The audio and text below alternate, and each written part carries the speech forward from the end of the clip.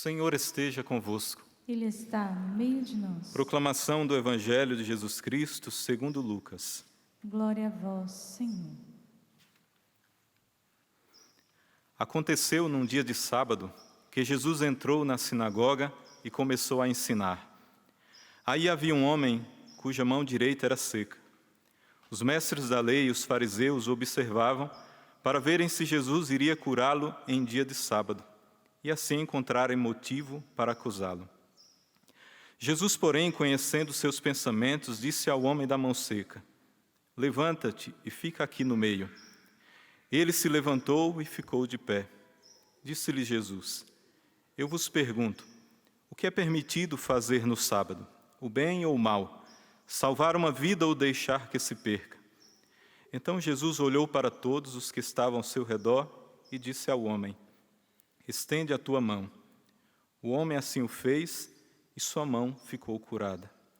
Eles ficaram com muita raiva e começaram a discutir entre si sobre o que poderiam fazer contra Jesus. Palavra da salvação. Glória a vós, Senhor.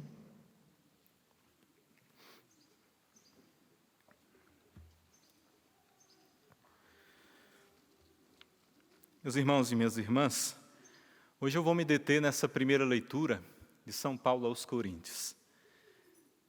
Veja, Paulo precisou ser muito duro na correção dessa comunidade. E era uma comunidade tão próspera nos dons, nos carismas do Espírito.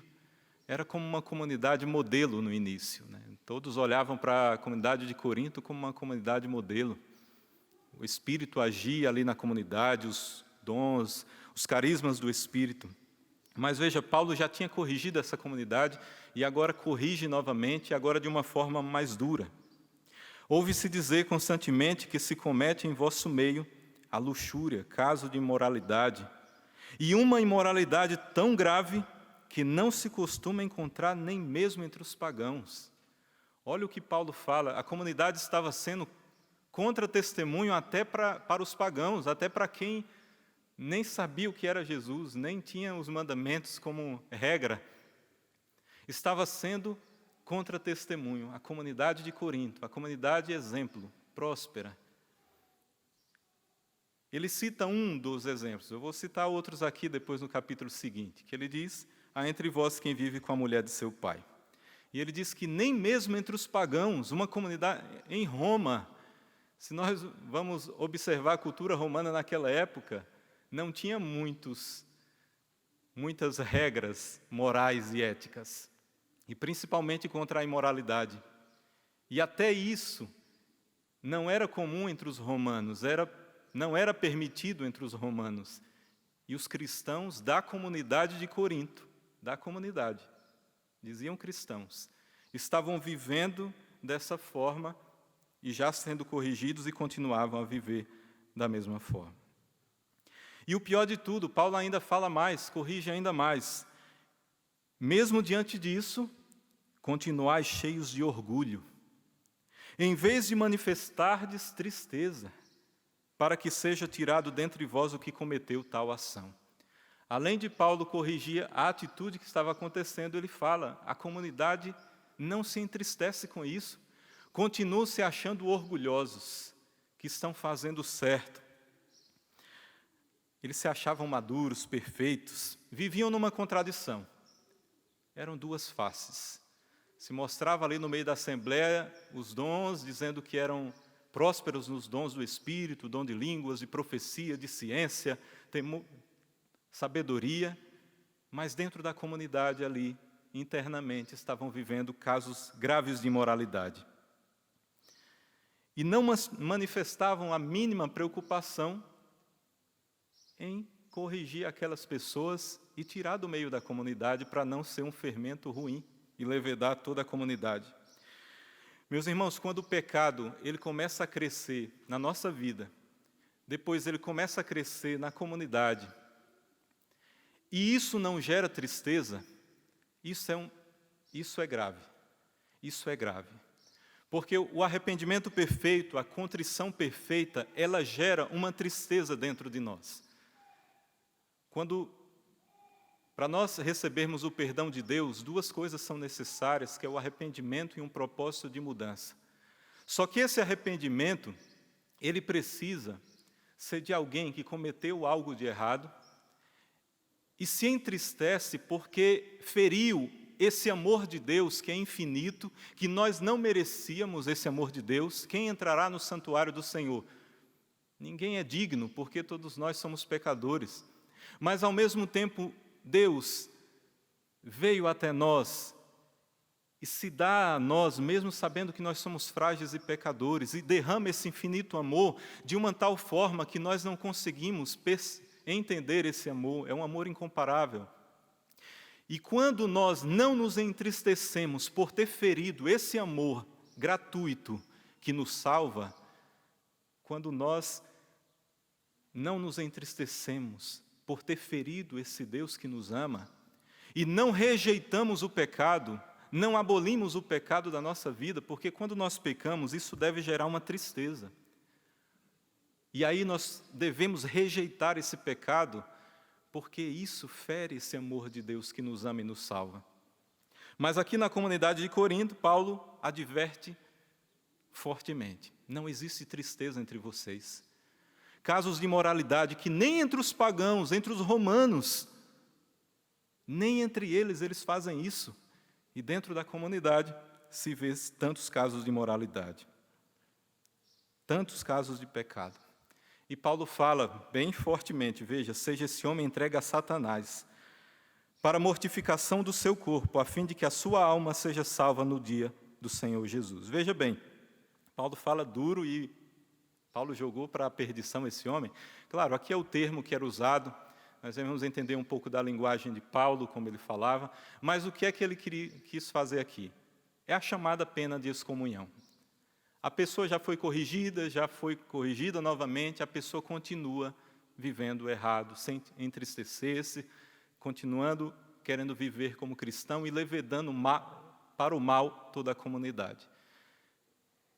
Está fora da comunhão. E a pena de excomunhão é uma pena forte, mas é uma pena medicinal, porque é a última tentativa da igreja para tentar salvar aquela alma. Porque é como um susto que dá para aquela pessoa: você está indo para a perdição, vai se perder, vai para o inferno. É como que a igreja diz: olha, a última tentativa, volta. Então, por isso que no final ele fala, para que a sua alma seja salva no último dia, para que a alma seja salva. Então, meus irmãos, Paulo aqui vai duro, e é preciso ser duro com aquela comunidade, porque um caso e alguns casos isolados estavam levando toda a comunidade a perigo de perdição. Paulo fala: não sabeis que um pouco de fermento leveda toda a massa? Vejam, um caso particular estava levedando para o mal toda a comunidade. Vejam, um mau exemplo espalha. Um mau exemplo espalha.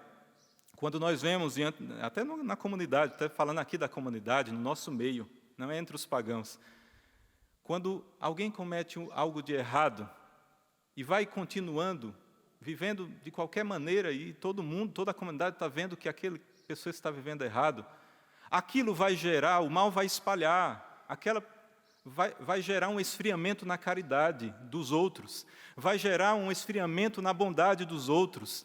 As pessoas que estavam tentando viver bem, vivendo coerentemente, vão começar a pensar que eu posso fazer também.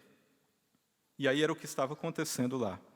E essas pessoas já tinham sido corrigidas, Paulo já tinha falado, e veja, Paulo antes já tinha falado de divisão. E veja o que é divisão. Divisão é o significado do inimigo, diabolos é divisor. Paulo já tinha antes disso corrigido a comunidade de uma divisão, eles estavam se dividindo, que se diziam cristãos. Divisão, agora ele fala de imoralidade e fala também de orgulho, que é a receita para destruir qualquer igreja, que é a receita para destruir qualquer comunidade cristã: divisão, imoralidade e orgulho. Divisão, sinônimo do próprio diabo, é uma característica dele. Orgulho é uma característica do diabo. Imoralidade também. Isso nós devemos eliminar, primeiro da nossa vida, se existe. Por mais que possamos estar vivendo essas três coisas, mas de forma escondida, devemos eliminar hoje.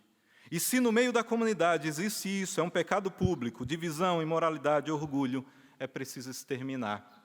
Como Paulo tentou exterminar da comunidade de Corinto. E ele diz: purificai-vos do velho fermento, para que sejais massa nova. Não tenhais comunicação com aquele que, chamando-se irmão, veja, aqueles que se dizem irmãos, que se dizem cristãos, não tenham comunicação com aquele que é impuro, avarento, idólatra, difamador, beberrão, ladrão. Paulo é duro nisso. Como ele disse, é uma pena medicinal para que essas pessoas que se acham cristãos, que se acham que estão fazendo certo, possam se salvar. É preciso tirar o velho fermento para ser uma massa nova. Se existe vestígios de fermento mau dentro de nós, é preciso exterminar, para que o fermento bom possa levedar primeiro a nossa alma, depois os outros. E aí, como eu falei, folheando um pouco para o capítulo 6, Paulo explica bem mais o que estava acontecendo nessa comunidade. Não era só esse caso de imoralidade que ele citou. Acaso não sabeis que os injustos não hão de possuir o reino de Deus? Não vos enganeis. Olha o que ele fala. Nem os impuros, nem os idólatras, nem os adúlteros, nem os efeminados, nem os devassos, nem os ladrões, nem os avarentos, nem os bêbados, nem os difamadores, nem os assaltantes hão de possuir o reino de Deus. E ele diz, ao menos alguns de vós têm sido tudo isso. Veja, Paulo não citaria, indo cada ponto, falando de cada um desses pontos, se não estavam vivendo na comunidade.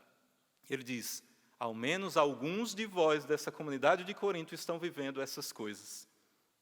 E aí ele diz, mas fostes lavados, fostes santificados, fostes justificados em nome de Jesus, e o Espírito de Deus habita em vós.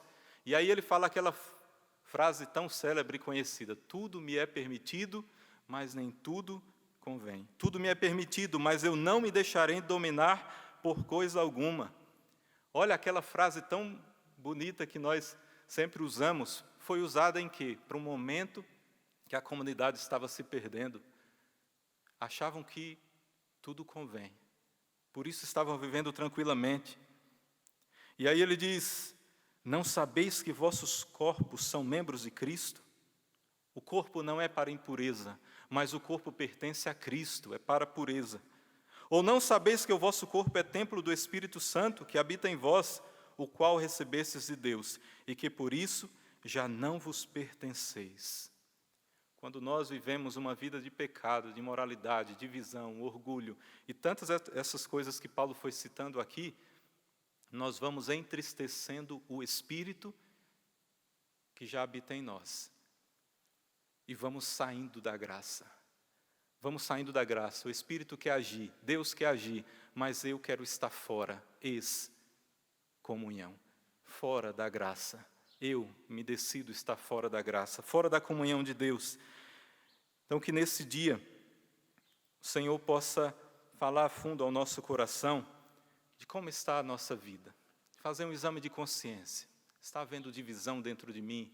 Primeiramente entre mim e Deus, qual é a divisão que existe? O que é que o pecado, as minhas imoralidades, orgulhos, divisões, o que tem gerado? E o que tem gerado na comunidade tem se tornado um pecado público, tem levado as pessoas ao erro, tem sido um contratestemunho.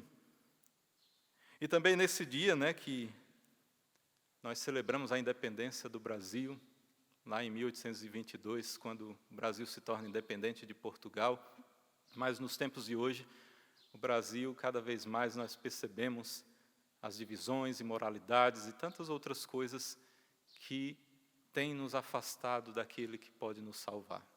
Citei no início, no descobrimento do Brasil, quando pisaram pela primeira vez nessas terras, fincaram uma cruz, E o primeiro ato foi uma celebração de uma Santa Eucaristia, consagrando a terra e chamando-a de terra de Santa Cruz. Mas com o passar do tempo, né, e nos tempos de hoje, cada vez mais, nós vemos que a humanidade se distancia desse Deus.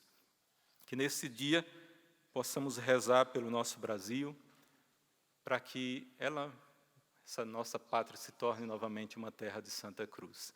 Mas para que o Brasil se torne novamente uma terra de Santa Cruz, é preciso que as nossas igrejas, as nossas comunidades sejam exemplo, sejam fermento bom para levedar a massa. Não adianta nada ficar com divisões e disputas se nós não estamos sendo santos. O que vai mudar, o que vai levedar a massa é uma alma santa. O que vai levedar todo o nosso Brasil de forma boa para levar o Cristo é uma comunidade vivendo a santidade e expulsando dela tudo aquilo que não vem de Deus. Louvado seja o nosso Senhor Jesus Cristo.